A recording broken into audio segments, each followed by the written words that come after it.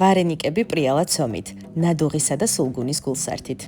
ჩემი ვარენიკებისთვის უნაზესი კრემოვანი რიკოტა შევარჩიე, რომელიც ქართული ნადუღის ალტერნატივაა.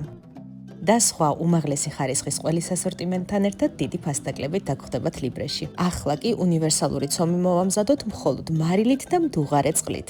ბევრი მოზელვა არ სჭირდება, როგორც კი გუნდა შეიკვრება, მაცივარში უნდა მოვათავსოთ 1 საათით. გულსართისთვის გახეხილ სულგუნს დავუმატოთ რიკოტა და სურვილის მიხედვით ცოტაოდენი მარილიც. მაცივარში დასვენებული ცომი კი ოდნავ გადავზილოთ და გავაბრწყელოთ. და ეს უსაყვარლესი ცომის საჭრელი ნახეთ.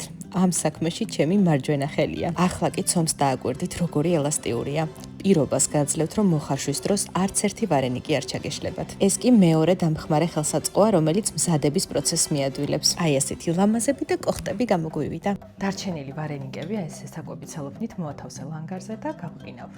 ადუღებულ წყალში მარილთან ერთად ცოტაოდენი ზეთიც უნდა ჩავამატოთ. მოვხარშოთ დაახლოებით 6-7 წუთის განმავლობაში და ბოლოს აუცილებლად უნდა მოვასხათ ცივი წყალი მეტი სიპრიალისთვის. არაგთან და არაჟანთან ერთად, რომელიც ძალიან უხდება, არ დაგავიწყდეთ, რომ ყველა საჭირო პროდუქტს სხვაზე იაფად ლიბრეში შეიძენთ.